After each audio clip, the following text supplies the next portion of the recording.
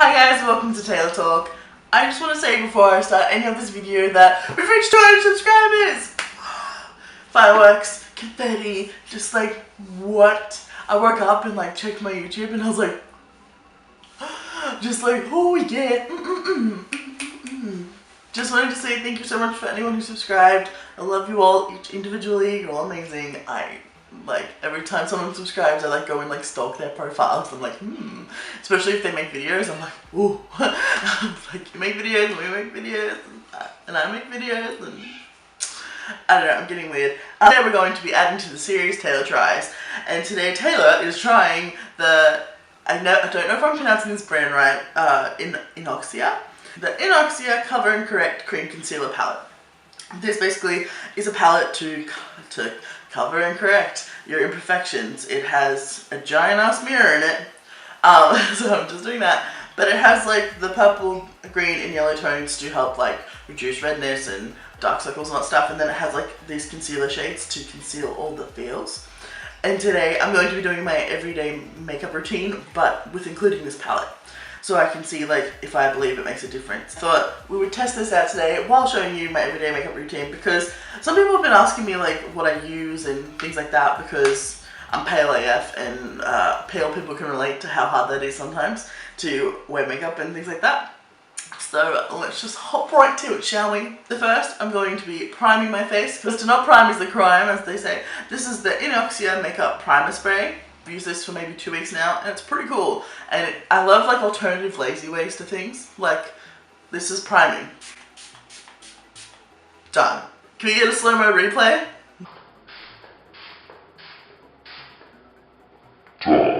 So easy. And it's oil-free and lightweight. And it's for all skin types. To my knowledge, you're meant to use like these 3 before your foundation and then these 3 after. I mean, you can conceal before foundation, but I've always found that so weird. I'm going to start before I put on my foundation with these 3 shades. And basically, I've never done any of this before because I never thought it was necessary. But then I saw this palette and I was like, why not? Okay, so to apply them, I'm just using the Savvy foundation brush. It says here with the shade yellow, this is part of the corrector scale. Even the apricot one falls into the set. So like, it says on the, I'm reading the box because I don't know what I'm doing. It says these 4 shades are correctors and then these 2 are concealers. But I believe that they're really dark for my face. So I don't think they're gonna work, but we're gonna see. So yellow, I've used to neutralize purple under eyes. Well, on my eyes, purple, a little bit actually. Everyone else find that like cream palettes, when you first use them, they just look so satisfying, and then you like touch them and you're like, ugh, it's ruined. Oh my god, it's so yellow. I was not expecting this. I literally dabbed the brush like 3 times. I'm really using the foundation brush to like lay it down, and then I'm going to blend it out with a beauty blender. So let's do that, shall we? Okay, done. I think it's still a bit yellow, but I think that's the point. And then when you put foundation on, it's all good.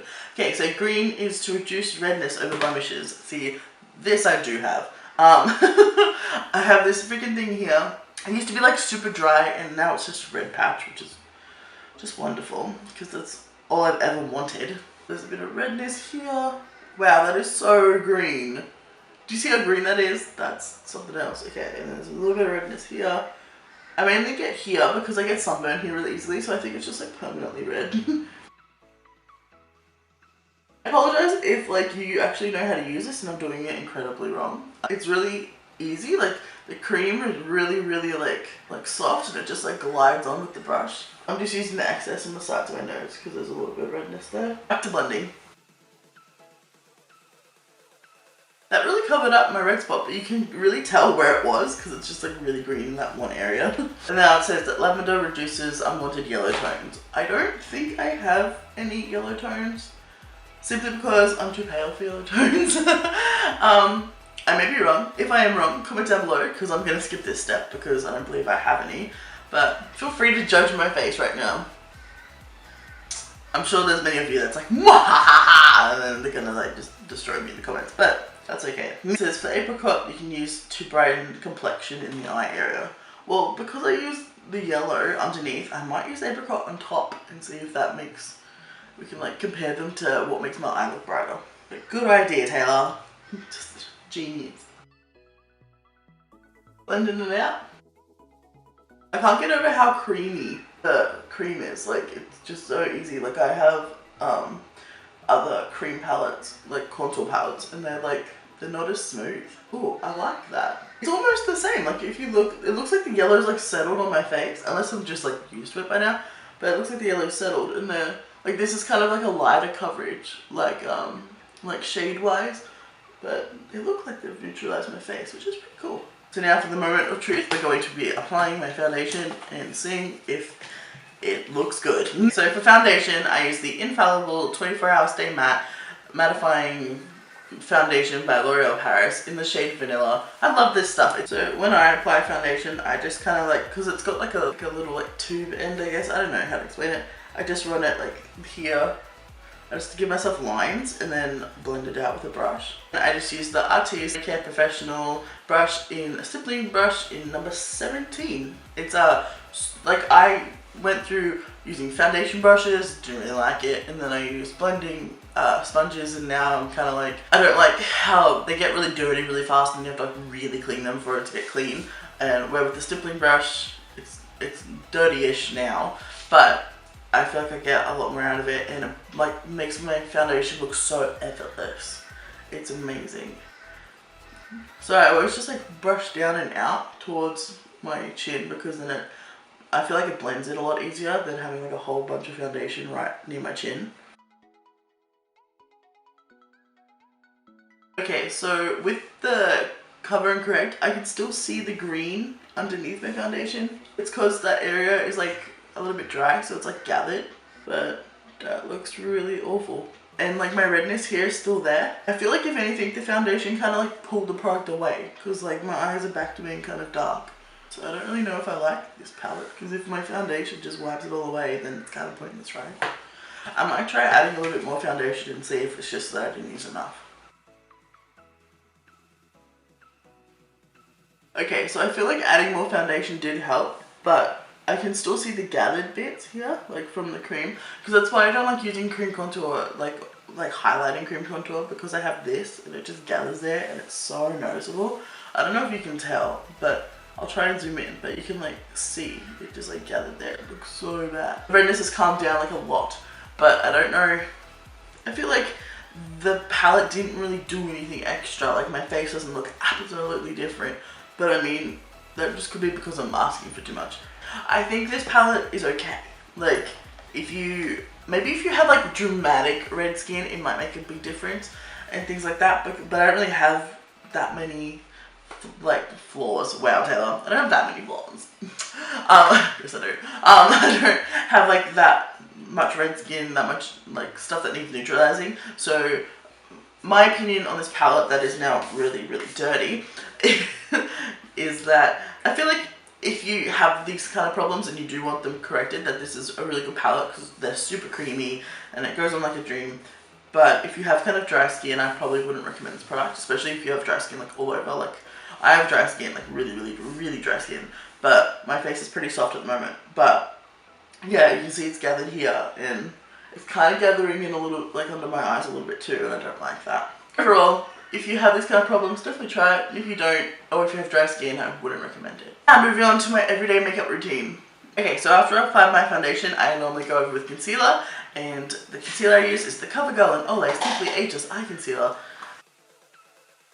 See, I feel like just this alone made the same difference that the whole of the palette did. And then for the rest of my face with concealer, I use the Rimmel Wake Me Up Concealer. I love this concealer, it's amazing. However, I'm kind of considering once this runs out to go to the Fit Me concealer, because every beauty person I follow uses that concealer. Like, it must be something of a godsend if everyone's using it. I like putting concealer over my brows. Just give myself a unibrow. Because my eyebrows do like a weird crease thing, and I feel like concealing, like especially with like, it has like a luminant effect to it, helps with it as well. Helps to like minimize the crease is what I was meant to say. And we just blend all that fun stuff out. Okay, now that's all blended in, I'm just going to set it with the Australis Fresh and Flawless Pressed Powder. It's driving me crazy because I can still see the gathered bits from the conceal, from the like cover up stuff. Ugh, I hate it. I don't like it. Don't like it. Next, we're going to be doing brows, and I'm just using the Brow Drama by Maybelline in dark brown. I love this because it does my brows the most laziest way possible. I don't know, does brown mascara go like out of date like regular mascara does? Because if it does, then I totally need a new one. Next, we're going to be moving on to eyes, and I actually use a blush for my eyeshadow lately. I've been loving it. It's the Blush OXX. It's like the $2 stuff from Kmart. I got it because I love the blush shade, and I do use it as blush sometimes, but I love it as a crease shade. It doesn't have a number on it at all, so it's this shade. It doesn't have like shade blah blah blah, but it's really awesome for your crease. My lid and like my brow bone, I'm just using from the contour kit, the Australis contour kit. I'm just using the highlight shade because I forgot to bring any other eyeshadow out with me, so lazy. I really like using like really light shades like on the lid of my eyes, so when I apply my eyeliner, you can like see the top of the line. I don't know how to explain that, but I feel like it looks a lot nicer and it looks really like sharp and defined. Now we're moving on to like the part that always like scares me. Well, it doesn't scare me, but I'm always like, I never know how this is gonna go. Eyeliner. At the moment, I'm kind of like using both of these at the same time. I know I said I didn't like it. It's a super sharp wing. I actually don't mind it now. I feel like I've like mastered it. And then of course I use my trusty Master Precise as well. Basically just got me doing a simple wing, so wish me luck.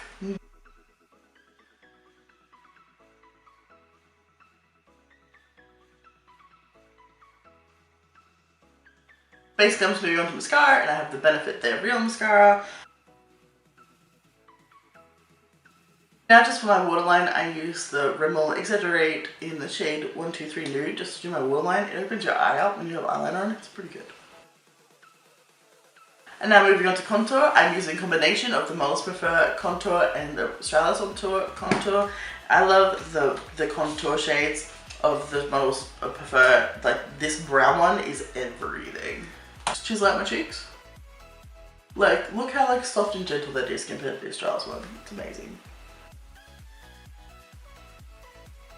I always put my excess here just so it gives me like a bit of a plumper lip. And then for the highlighting shades, I use the Banana shade from the Australis palette because it's life, and now that they do it singularly, I'm just living. But I'm finishing this, like I'm pretty much almost done. I'm finishing this before I go and buy it. I love the Banana powder, it's so amazing. Okay, and then I just use the highlighting shades from this. You can tell I like this one the most. I normally use this one on my forehead and chin and things like that. And then I use the lighter one normally just underneath where I've contoured on my cheekbone. That's it for contour, and last but surely not least, lipstick. Today I'm using the Rimmel Notting Hill Nude in 720. I switch between this one and the Color Drama by Maybelline in Nude Perfectionist or Minimalist. This one's like from that Moisture Renew range, so it's really like makes your lips look really luscious, but the other one's a bit more matte. And that's it for this Taylor Tries. I hope you liked it. Give it a thumbs up if you did. Comment down below how you feel about the Inoxia Cover and Correct, if you've tried it or if you want to try it or anything like that. Subscribe for more, and until next time, all 200 of you and whoever else may be watching, I'll talk with you later. Bye!